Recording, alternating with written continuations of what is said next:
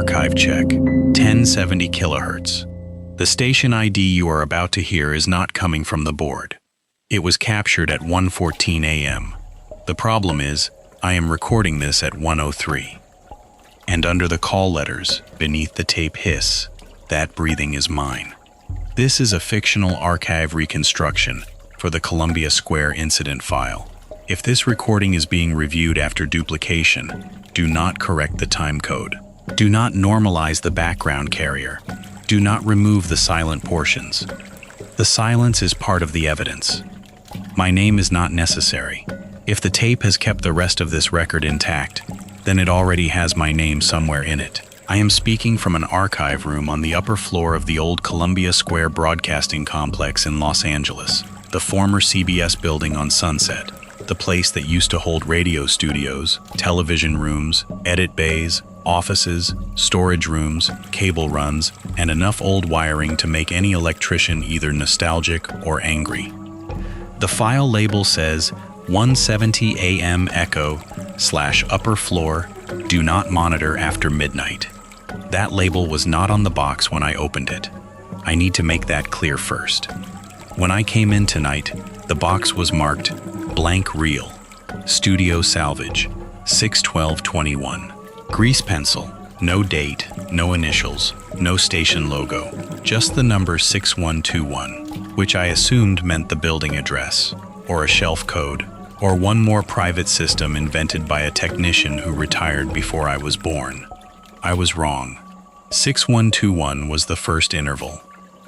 I was hired to inventory a small set of broadcast materials left behind after several moves, closures, renovations, transfers, and private collections that had been consolidated too many times. Most of it was ordinary: air checks, commercial reels, traffic beds, news sounders, music cues, tone reels, reference tapes, things that become historically valuable only after enough decades have passed. Nothing in my instructions mentioned hauntings, but with old broadcast buildings, people mention them anyway. Former staff have stories. Every place like this has them. Footsteps in closed studios, a chair moving in a room where nobody was scheduled, a cough on a talkback channel, a red on-air light glowing over a door that has not been wired in years, someone hearing a live monitor in an office that has no speaker, an announcer's voice bleeding through a wall at 2 in the morning. I never treated those as evidence. Buildings settle, pipes knock. Elevators remember bad habits. AM radio gets into places it should not. Old audio lines can act like antennas. A bad ground can turn a patch bay into a crude receiver. A corroded junction can demodulate a signal like a crystal radio. At night, medium wave signals travel farther than people expect. The ionosphere changes. The city gets quiet. A studio that seems dead at noon can start whispering after midnight. That is the normal explanation. For the first 40 minutes, it was enough. I began in Archive Room C, upper floor, with a portable recorder, a small battery lamp, cotton gloves, and a printed inventory. The room had no windows.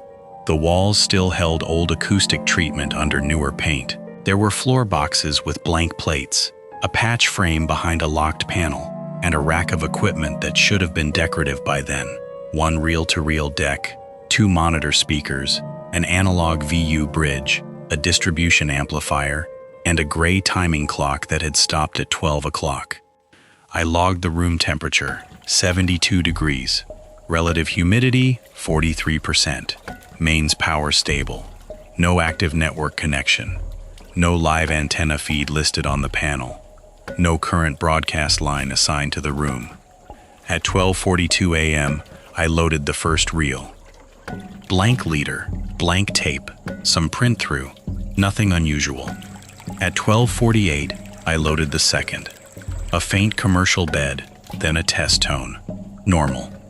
At 12:56, I loaded the box marked blank reel, studio salvage, 6/12/21. The tape had no leader. That was the first thing I noticed. It had been wound tight, almost too tight, and the oxide had a dull brown sheen, older than the box. The reel itself was not matched to the container.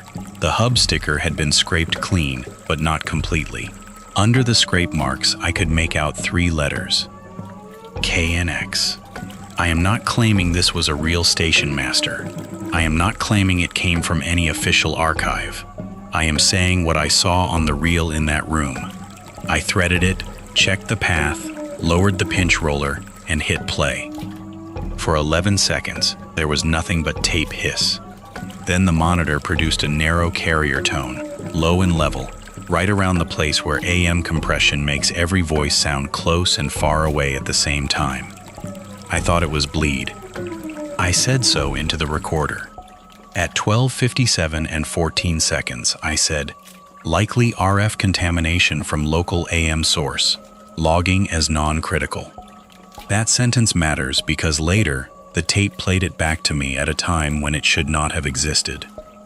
The first fragment came through at 1:03.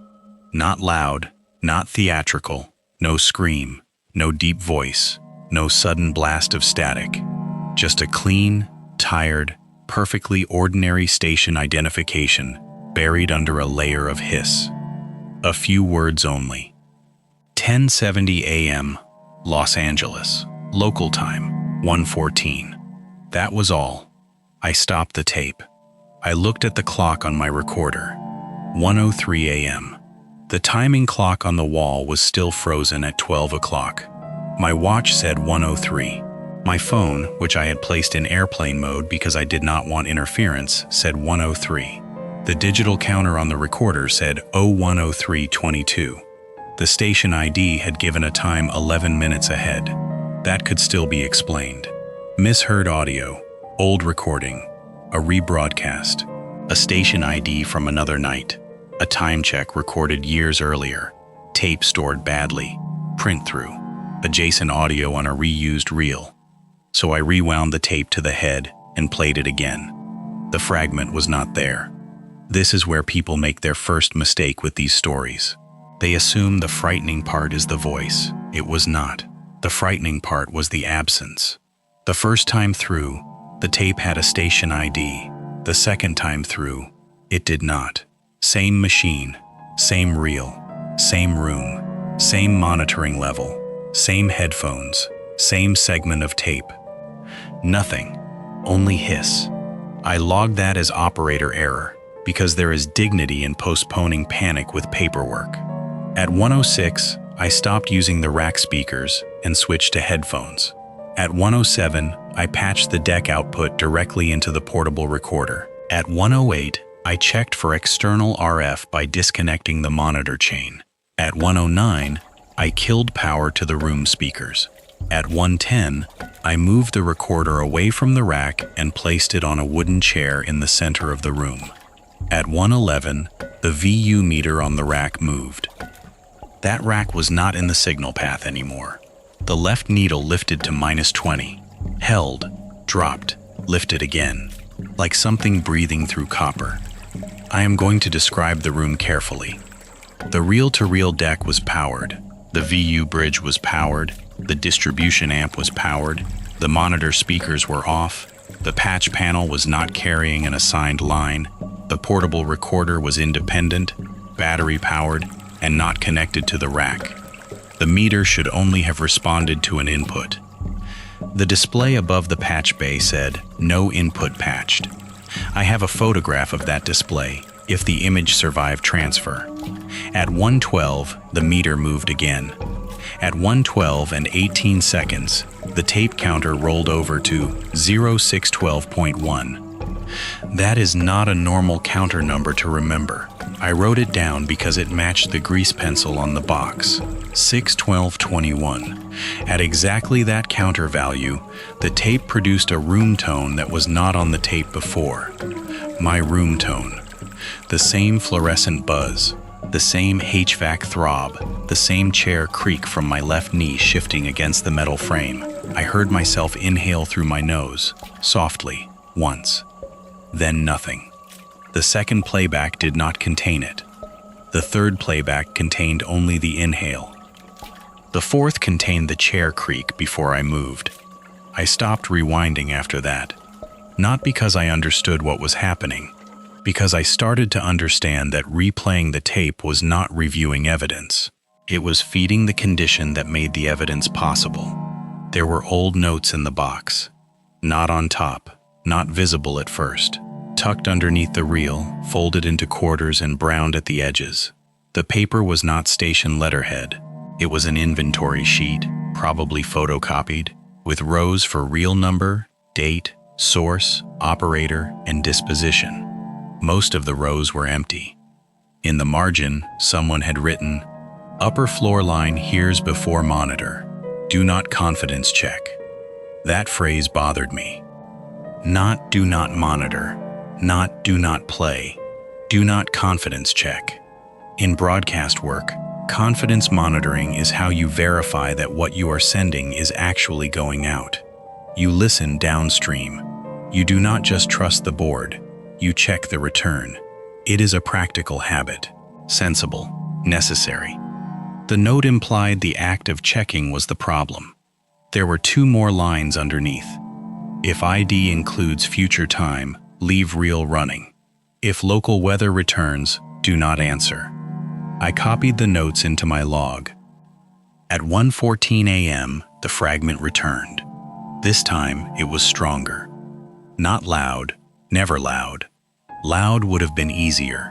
Loud belongs to equipment failure, feedback, blown gain structure, something hot and stupid and human. This was measured, narrow, patient. 10:70 a.m., Los Angeles, local time, 1:14. Then, underneath it, a second layer, too faint to call speech. I boosted nothing. I altered nothing. I only leaned closer. Under the ID was the sound of the archive room. Under the archive room was my breathing, and under my breathing was a phrase I had not yet said. I did not understand the words then. I only wrote that the cadence resembled my own voice. That was the first personal error. I wrote down that it resembled me. The tape had something to aim at. I want to pause here and say what I tried before I accepted that the archive itself had become part of the signal path. I checked the obvious causes. AM bleed can enter unbalanced audio wiring. A long cable run can act like an antenna. A bad diode junction can turn metal oxide and corrosion into a detector. Old studio buildings are full of long wires, grounding irregularities, forgotten shield drains, and patch points that no longer match any diagram. The signal was near a strong local AM frequency. That mattered. At night, AM broadcast signals can travel beyond their daytime coverage. The lower ionosphere becomes less absorptive after sunset, and signals can reflect or refract back to Earth in ways that make distant stations appear where they should not. It is ordinary enough that radio people have a name for it, and listeners have stories about it. You can be in one city and hear another city breathing through the static. Solar activity complicates that. Geomagnetic disturbances can change the ionosphere. A flare can wipe out parts of the band. A disturbed layer can bend a signal oddly. If you want a rational explanation for a late-night AM anomaly, you start there. So I did. I checked public solar data saved earlier that evening. Nothing severe. Some disturbance, not enough to explain a local future timestamp. I checked the wall plate. No active antenna feed. I checked for battery-powered devices in the room. None besides my recorder and lamp. I unplugged the monitor amp. The carrier remained on the headphones. I unplugged the deck from the distribution amp. The carrier remained in the recorder. I stopped the reel. The carrier remained in the room, not through a speaker. That sentence looks impossible, and I would reject it if someone else wrote it, so I will be precise. After I stopped the reel, there was no audible sound in the room except HVAC. But the portable recorder, which was capturing through its own built-in microphones, showed a narrow band tone on its little display. It was not loud enough for my ear. It was not present when I carried the recorder into the hallway. It returned when I stepped back into Archive Room C. The room was not playing the signal. The room was inside it. At 1:17, I called up the building map on my laptop. No network. Local copy. The upper floor plan showed the old riser chase that ran down through former studio spaces and up into rooms that were now storage or mechanical access. The map was incomplete. Several old cable paths were unlabeled.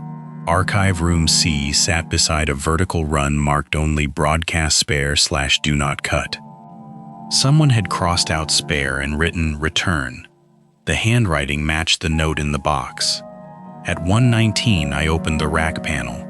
Behind it were cables with cloth jackets, newer coax, abandoned multi-pair, and a bundle of wires that had been cut, capped, and tied off.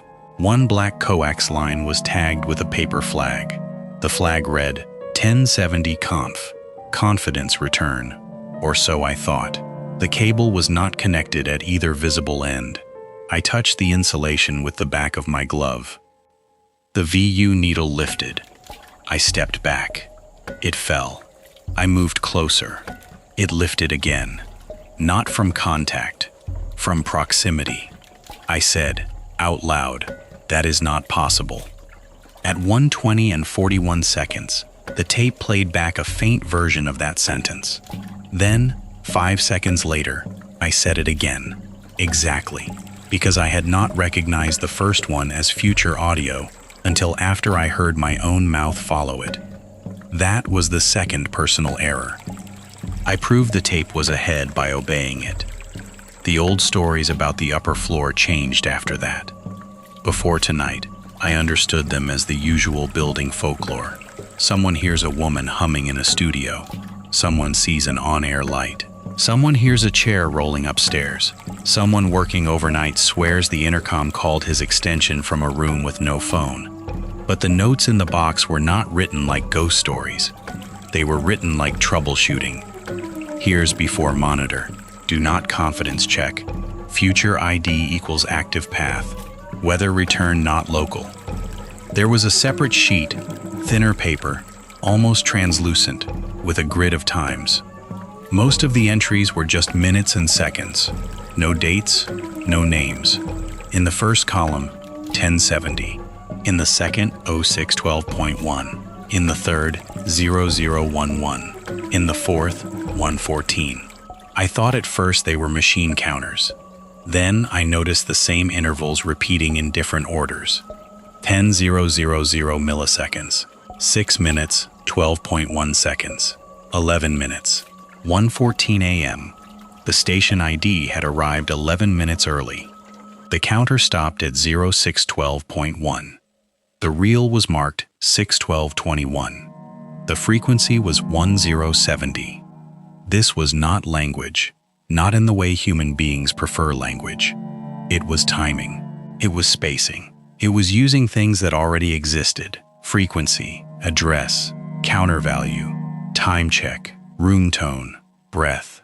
Like a path marked through a dark room with tape on the floor. At 1:23, I made a deliberate test. I spoke a sentence I had never said before. I am placing a verbal marker at 1:23. I waited. Nothing.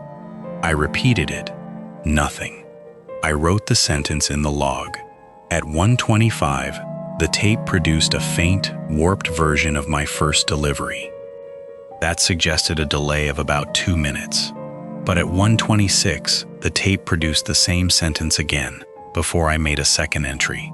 At 1:27, it produced a version I had not spoken, with a pause in the middle I had not made.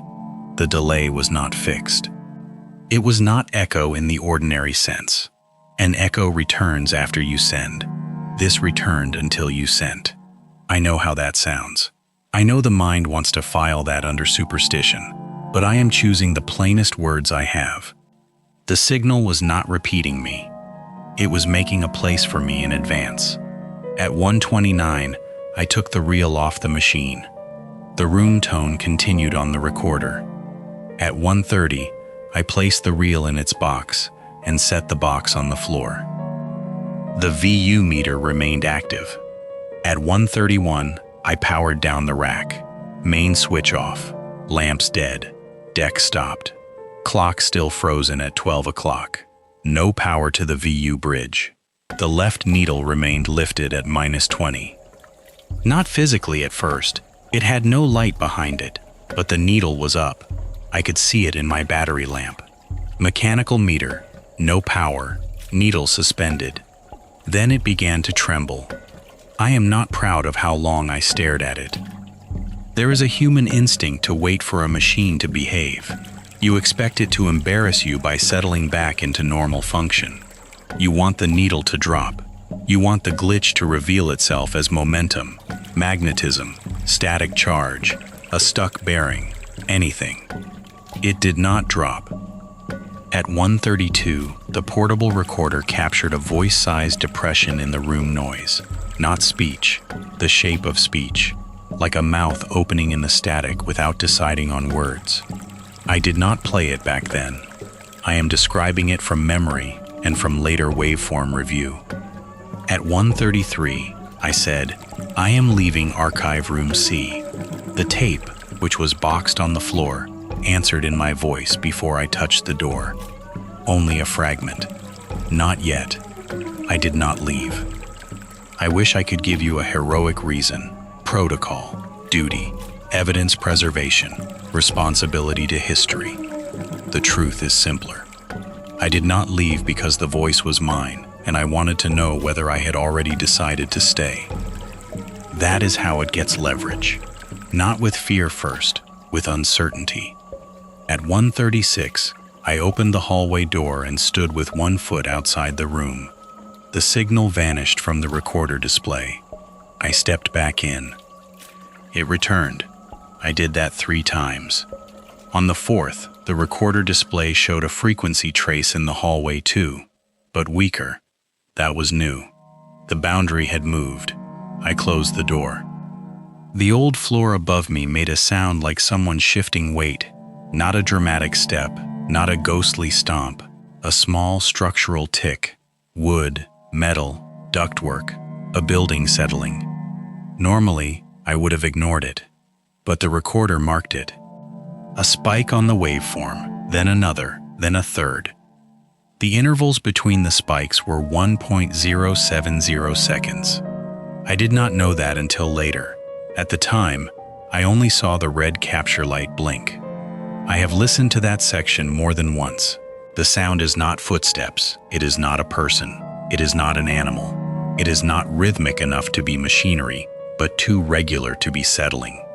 It sounds like a building learning a pulse. At 1:38, I found another note taped to the underside of the rack shelf. It had been there the whole time. I only saw it because I was crouched beside the cable run, trying to see if the dead meter needle had finally dropped. The note said, "If the room localizes, do not give it a live clock."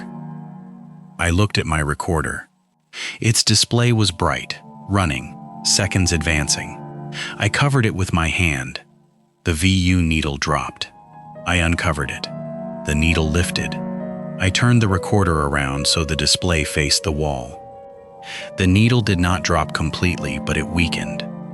That was when I understood the first useful thing. The anomaly was not feeding on electricity. It was feeding on reference. Time displayed, frequency labeled, address written, counter values, station IDs, anything that told it where and when it was. The old broadcast building was full of reference. That is what radio is. A station tells you who it is, where it is, what frequency it occupies, what time it is, what city it serves.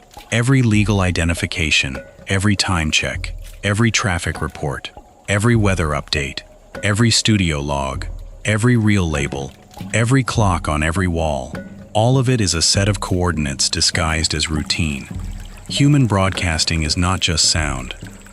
It is civilization announcing its position to itself, maybe to something else. At 1:41, the boxed reel moved. Not across the floor, not violently. It made a small internal shift, like tape tightening around the hub. I did not touch it. The room tone thinned. The carrier strengthened. And then, from the unpowered monitor speaker, came 4 words that were almost ordinary. Los Angeles is receiving. Not broadcasting, receiving. I wrote that down. Then I crossed it out, because writing it down made the VU needle rise. Then I realized crossing it out was still a mark. The room did not care whether I believed the words. It cared that I made them durable. I need you to understand why I did not call anyone. First, there was no signal on my phone. That may have been ordinary. Old building, interior room, thick walls, airplane mode earlier, poor service. I will not make that detail supernatural just because it is convenient. Second, calling someone would have added another clock, another voice, another log, another witness. By then, I had evidence that observation made the condition stronger. Third, every old note in that room advised against confirming the return. Do not confidence check. I finally understood that warning. In broadcasting, confidence monitoring is reassurance. You listen to know you are on air. Here, listening back told the path it had arrived. At 1:44, I began this formal record. Not the scattered log I had been keeping. This record, the one you are hearing now. I chose a single recorder, battery-powered, display turned away, no headphones, no live monitor. I placed all written notes face down. I covered the wall clock even though it was stopped. I took the reel box and set it in the metal cabinet. I closed the cabinet door. The carrier dropped but did not vanish. I spoke carefully. I avoided exact times after that whenever possible, but you will hear them anyway because the recorder preserved metadata. If the times are visible on your screen, cover them before continuing playback. I know that sounds absurd. I would have laughed at it yesterday. Tonight, I watched a dead VU meter respond to a clock. I am not asking for belief. I am asking for caution. The next section of this recording contains the first complete archive mismatch. I found it on the reel after I had already removed the reel. That is not a metaphor. The cabinet contained 6 more reels. I had not seen them when I first entered. That may be my error.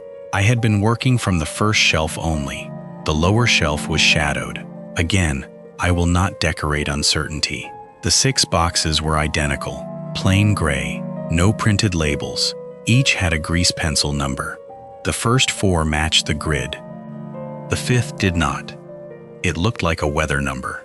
Barometric pressure in inches, maybe 29.13. Very low but possible in a storm, not in that room.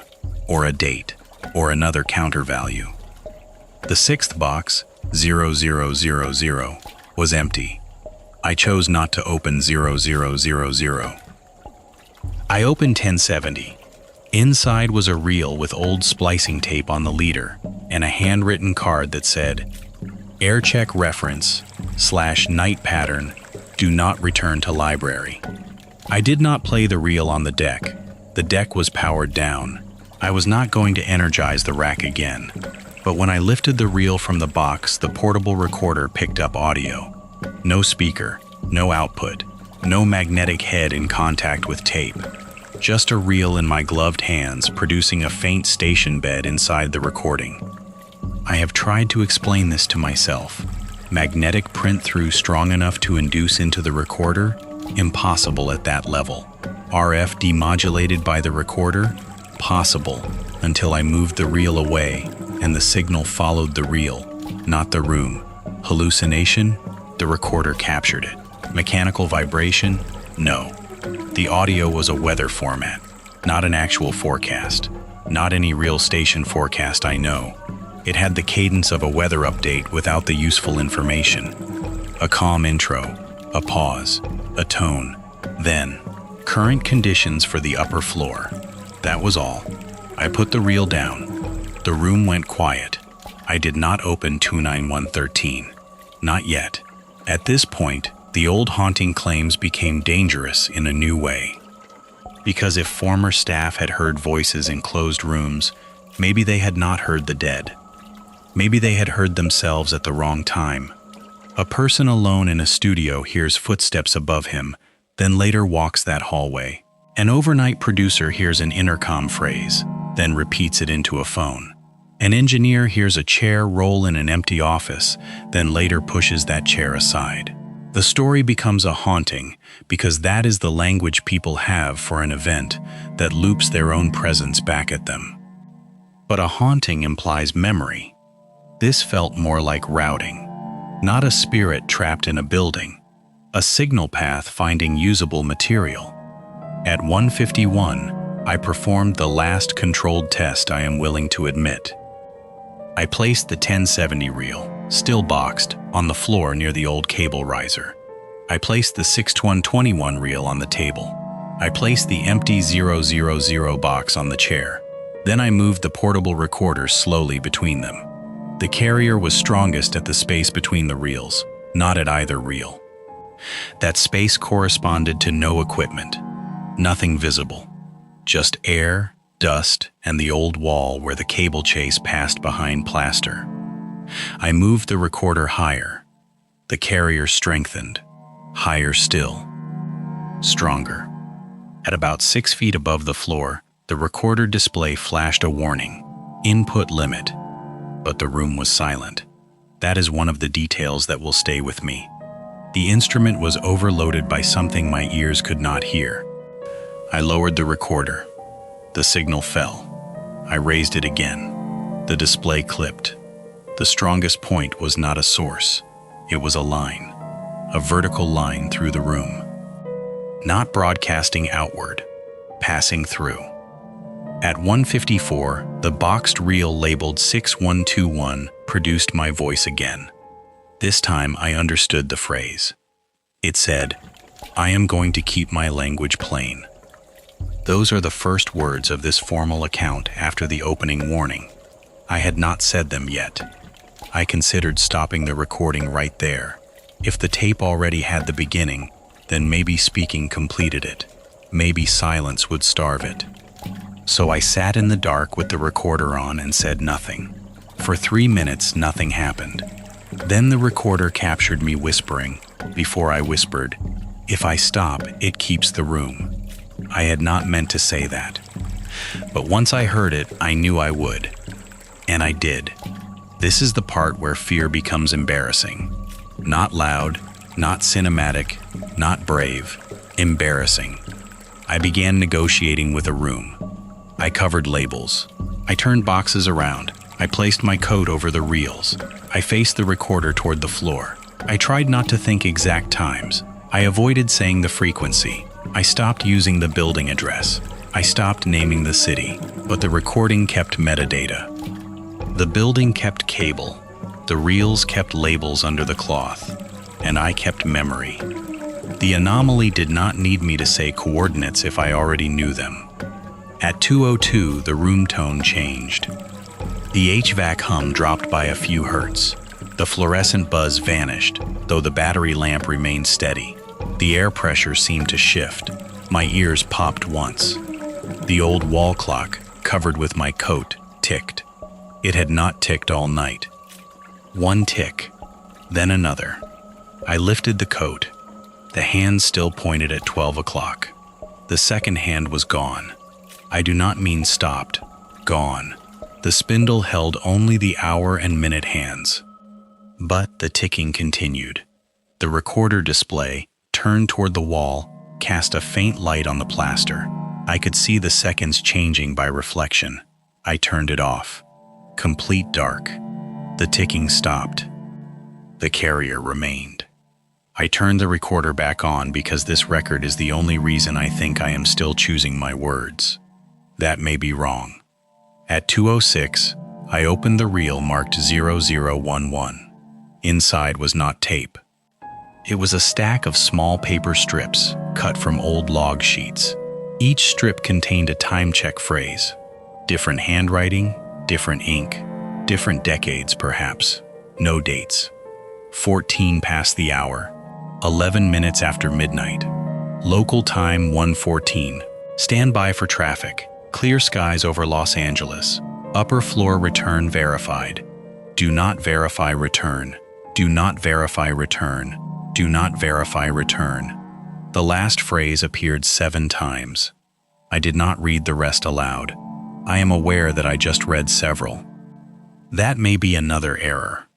The phrase upper floor return verified changed the meaning of the building stories again. People thought something was upstairs. The notes suggest something was using upstairs as a return path. In radio, a return is not mystical.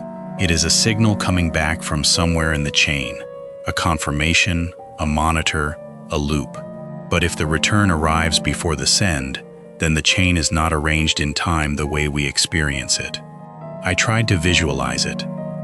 Imagine the station ID as a peg. Frequency, call letters, city, time. Imagine the building address as a peg. Imagine the cable riser as a peg. Imagine a human voice as a peg.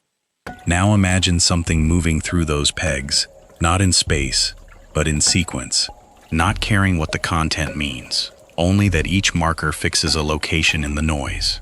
That was the first moment the cosmic scale entered the room, not because I saw stars, because I realized the voice did not matter, the content did not matter. News, traffic, weather, music, commercials, emergency tests, station IDs, archive logs, personal notes, to us, those are categories. To the path, they are structured emissions from a rotating planet wrapped in an ionosphere. We have been building timing beacons for more than a century. Every transmitter announcing itself into the night. Every frequency disciplined against a clock. Every city naming itself at the top of the hour. Every old studio storing the proof. At 2:13, the carrier pulsed 7 times. The intervals were not random. I did not calculate them then. I could not. Later review shows the gaps approximate the order of the box labels. 1.070 seconds, 6.121 seconds, 0.011 seconds, 1.14 seconds, 2.913 seconds, then a longer gap, then 0. I do not know what 0 means as an interval. I do know the empty box was labeled 0000. At 2:17, I opened 2913. I should not have. Inside was a reel wrapped in weather tape, not adhesive weather tape. I mean the old printed strips used for forecasts and condition reports, cut and looped around the hub like someone had bandaged the reel with meteorology. Most of the text was mundane. Pressure, visibility, marine layer, inland heat, airport ceiling, wind.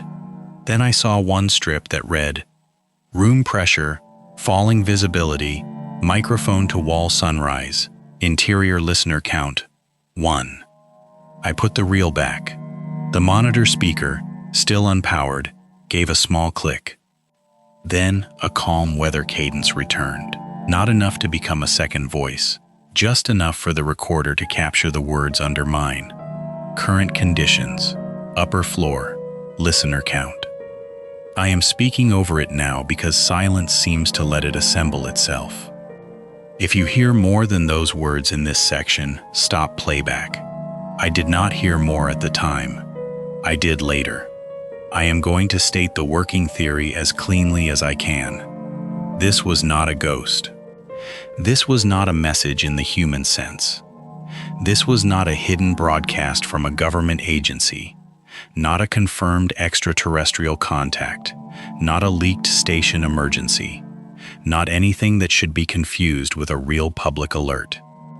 This was a fictionalized archive account of an impossible signal behavior. Inside the story, the anomaly used old AM broadcast references as a route. AM is good for this fiction because it is physical in a way modern listeners can feel. Long wavelengths.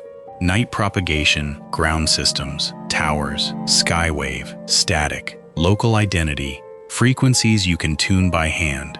A station does not just exist as content, it occupies a place in the electromagnetic environment. If something were looking for structured human timing, AM radio would be a rich archive. Especially old all-news and talk stations. Stations that repeat time, place, weather, traffic, call sign, frequency, civic identity. Stations that say, again and again, this is where we are, this is what time it is. This is what the world looks like from here. Now remove human intention. Imagine those repeated markers as a ladder, not for communication, for descent. At 2:22, the wall behind the rack became colder. I noticed because condensation formed along one vertical seam. The room itself remained warm. My breath did not fog. The seam did. A thin line of moisture appeared in the plaster from floor to ceiling, exactly where the old riser ran behind the wall. The line widened by less than an inch. The carrier strengthened. The recorder's input light flickered red, then green, then red, though I had not moved it. I said, "The path is not in the equipment." The box tape said, before I finished, "It is in the return." I stopped speaking. The room did not. The room began to play the sound of a newsroom. Very faint. Not voices I could identify. No words. Just the texture. Paper movement, chair casters, a distant cough, a phone ring clipped before it completed. A place remembered by its operational noise. Then another room layered under it. Older. More open. A tone oscillator. Someone tapping a pencil. Tape rolling. Then another. A studio with a live mic and no one speaking. The layers did not come from speakers. They appeared in the recorder, then in my ears, then in the wall, in that order. I know that sequence because I watched the recorder light before I heard anything. Hears before monitor. The note was exact. At 2:26, I realized the haunting reports were not random events. They were monitoring artifacts. People on the upper floor had been hearing future and past confidence returns from rooms that used to be connected, physically or procedurally, by broadcast habit. The building did not remember them emotionally. It routed them. A dead studio is still full of instructions.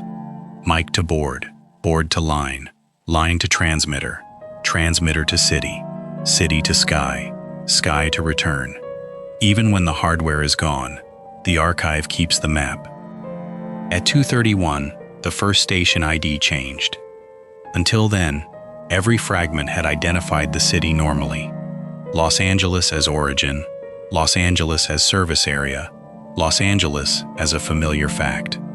At 2:31, under the carrier, I heard, for 10:70 a.m., Los Angeles receiving.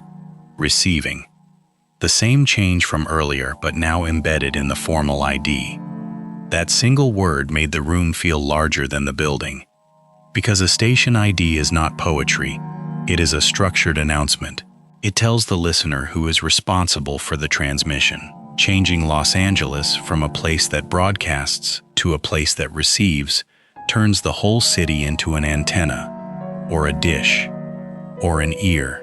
I thought of the basin of streets below sunset, the night traffic, apartments, cars, phones, power lines, radio towers, millions of small clocks, millions of devices carrying time, a city repeating itself into the dark.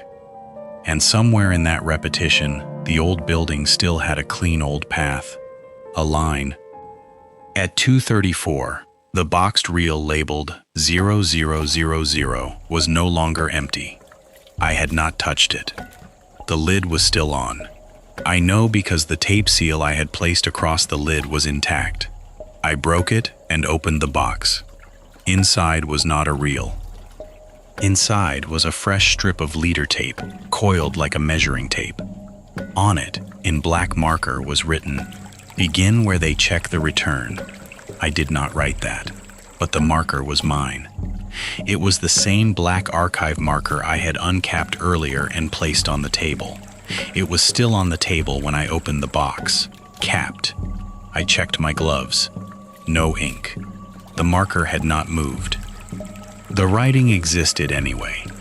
This is the kind of evidence that convinces nobody after the fact. A strip of tape with a sentence.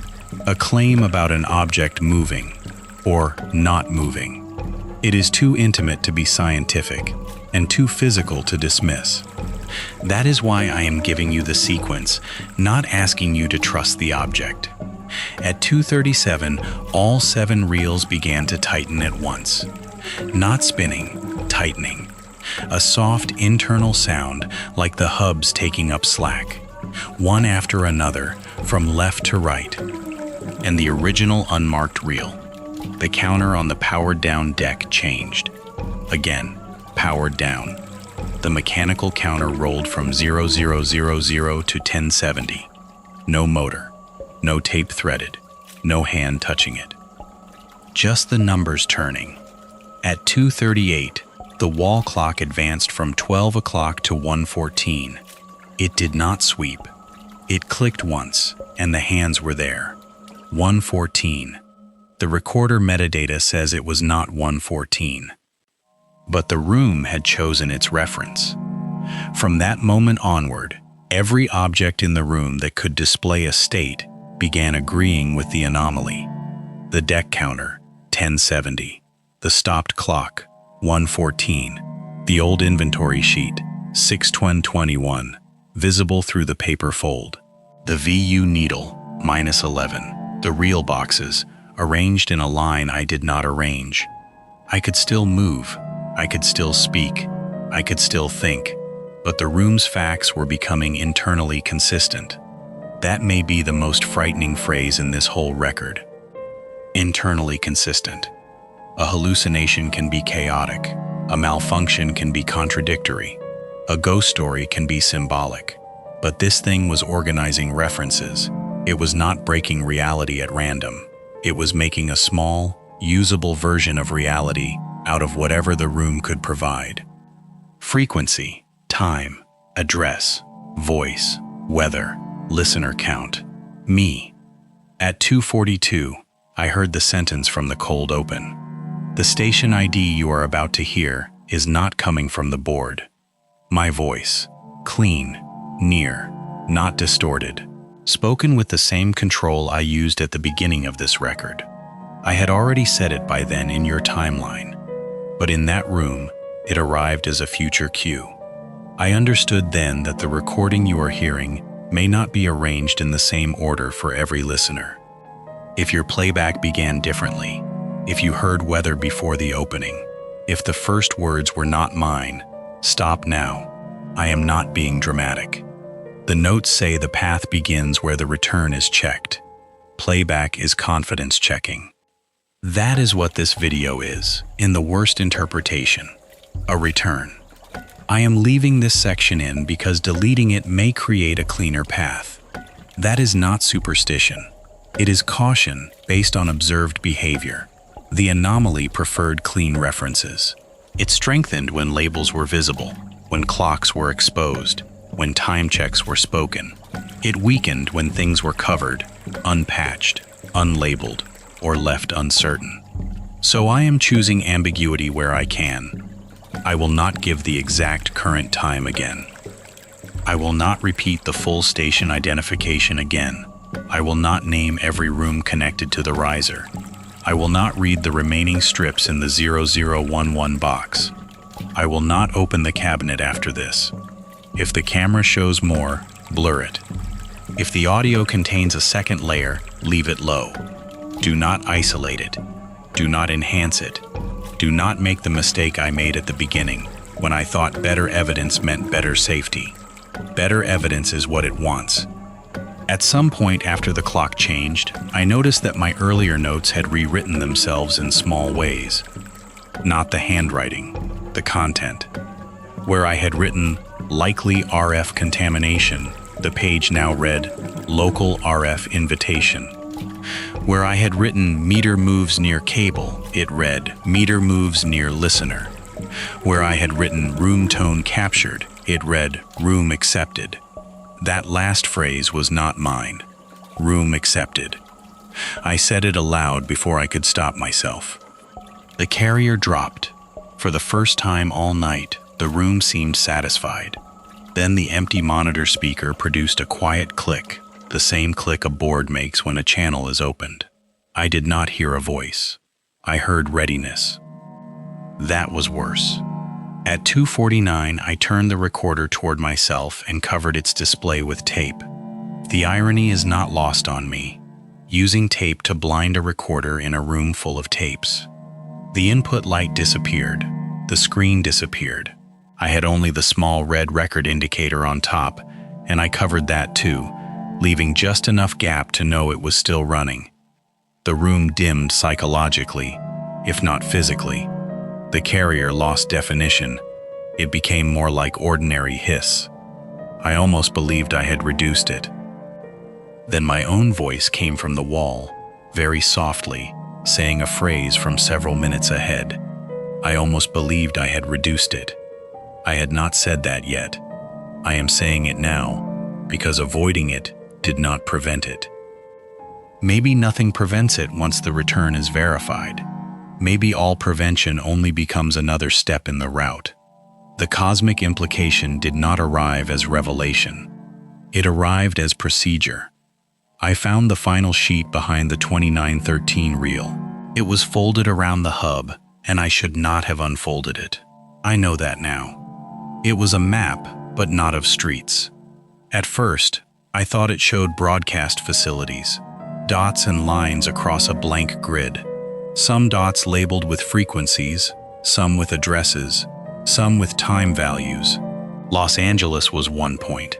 Others were scattered across North America, then across the Atlantic, then across places that did not correspond to stations. One dot was labeled only first return. Another, noon that does not arrive. Another, weather before city. At the edge of the sheet, a line extended off the paper into nothing.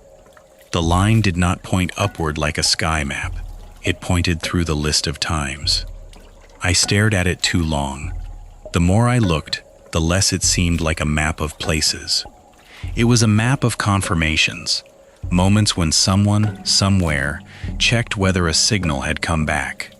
A station monitor, a ham operator hearing his own signal delayed, an observatory replaying a pulse, a technician calling a line dead, then hearing it answer, a weather desk receiving its own bulletin before sending it. A room like this one, where an archive worker plays a blank reel to see what is on it. Each confirmation became a point. Each point allowed the path to continue, not because it understood us, because verification creates structure, and structure is enough. At 2:56, I finally understood the phrase, signal is not a message but a path. A message needs a sender and a receiver. A path only needs stable points. We kept providing them, with our clocks, our call signs, our archives, our fear of dead air, our need to know whether anyone is listening. The old AM band, with its nighttime reach and its ritual identifications, was not the destination. It was the old road. I do not know what travels the road. I need to be honest about that. This account does not end with a creature. There is no face in the tape, no hand under the door, no thing with a name. I saw nothing living. I heard nothing that proved intention in the human sense. The horror is not that something hates us. The horror is that something may be able to use us without noticing us. A radio wave does not care about the song it carries. A lens does not care about the eye behind it. A road does not care what walks on it. If the anomaly has intelligence, it is not intelligence organized around speech. If it has purpose, it is not a purpose that requires our suffering. We may only be a useful timing layer, a planetary metronome, a noisy surface that learned to say where and when it was. That is worse than malice. Malice would mean we mattered. At some point, the room began to count me as weather. I found that line on the 2913 strip after refusing to look at it for several minutes. Listener count 1. Breathing, present, pressure, compliant, voice, available. I crossed out voice, available. It reappeared below the line in smaller writing. Voice, already used. I stopped holding the marker. At 3:02, the recorder captured 3 versions of my breathing. One live, one delayed, one slightly ahead. They braided together in the waveform. I could see it later. 3 similar shapes, offset by just enough to be distinct. The live breath in the center, the delayed breath after, the early breath before. That is when I decided not to say my name. There is a power in names only because names are stable references, call signs for people, labels you answer to, frequencies you occupy in other minds.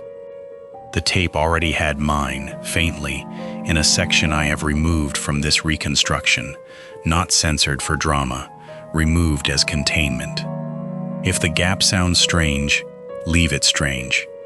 Do not repair it. At 3:07, the wall produced a final station ID fragment. No call sign this time, no city. Only receiving, receiving, receiving, 3 times. Then the normal AM hiss returned, with a music bed far below it, something so old and compressed it could have come from any decade. For 1 minute, I believed the event was ending. Then the weather returned.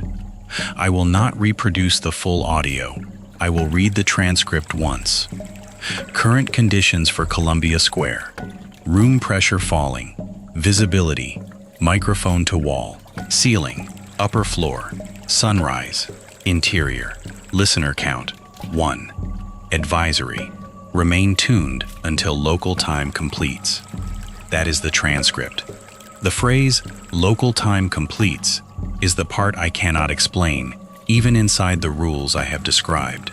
Time does not complete. Programs complete, circuits complete, paths complete.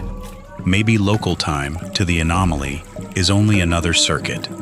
Maybe a room becomes usable when every reference inside it agrees.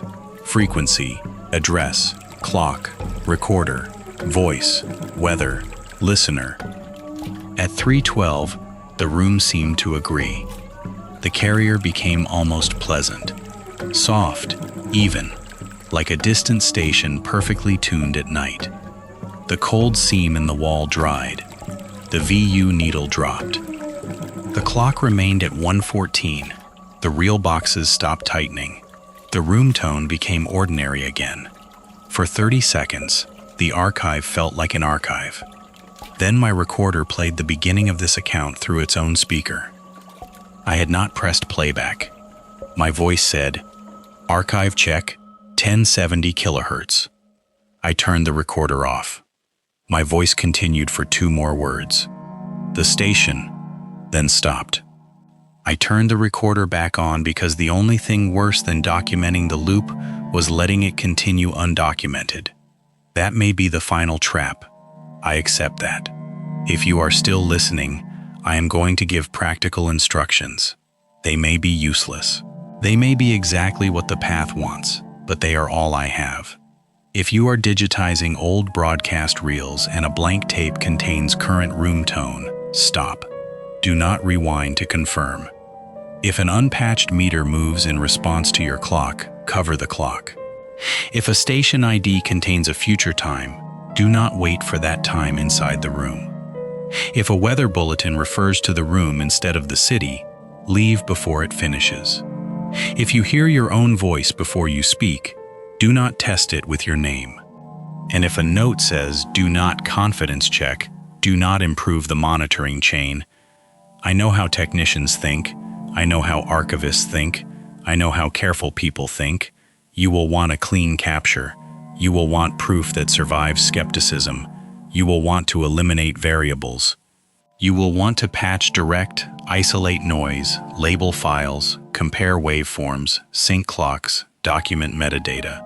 That is exactly what makes a path. Mess is safer. Uncertainty is safer. A blurry label may save you.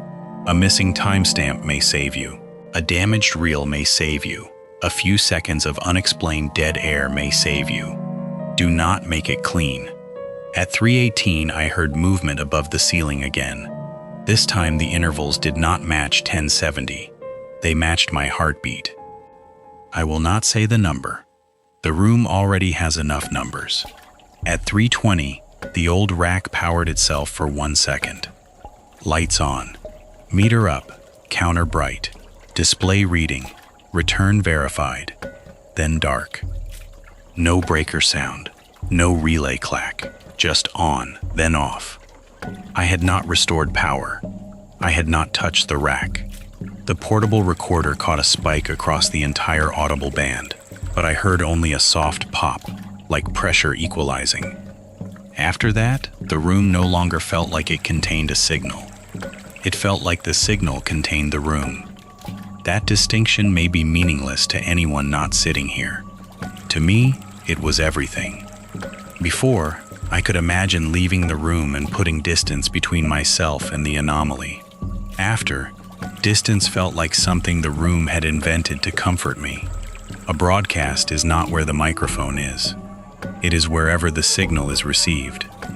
The hallway outside Archive Room C is now carrying the carrier.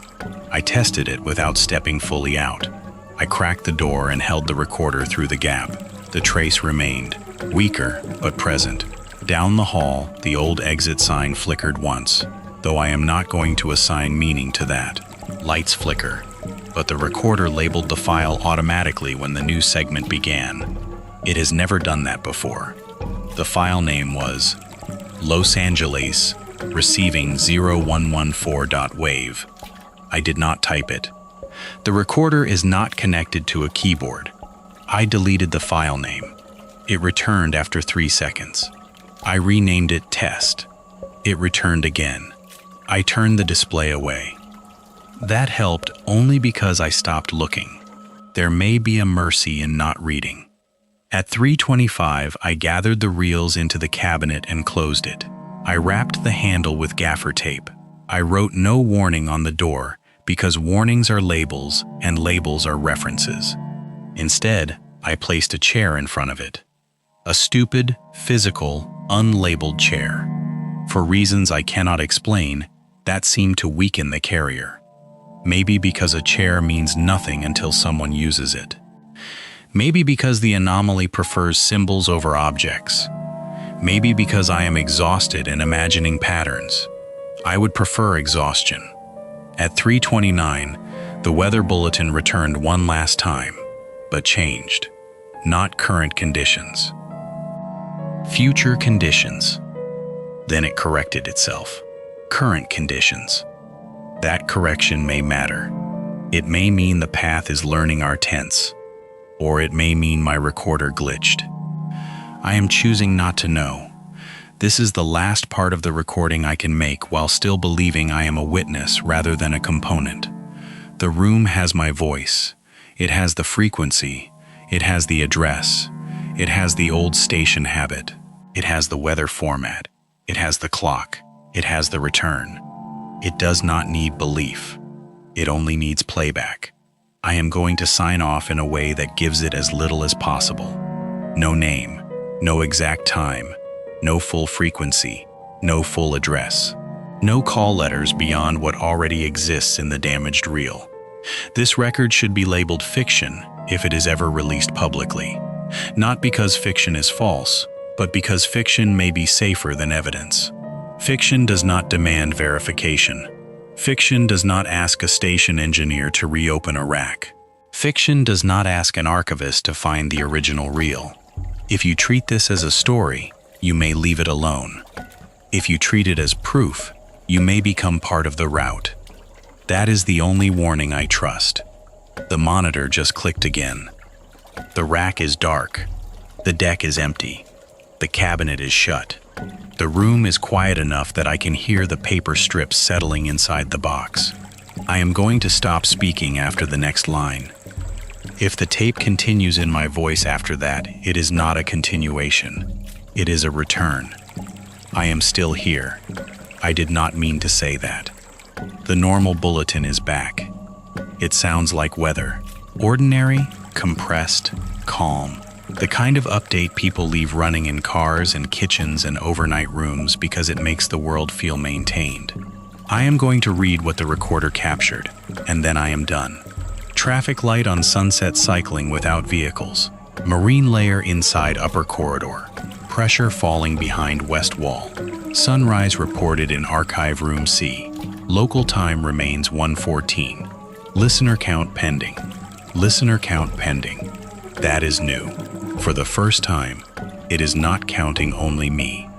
If you are hearing this, do not check the return. Do not look for the original reel. do not correct the timestamp. And if your meter moves with no input patched, leave the room before the weather becomes local.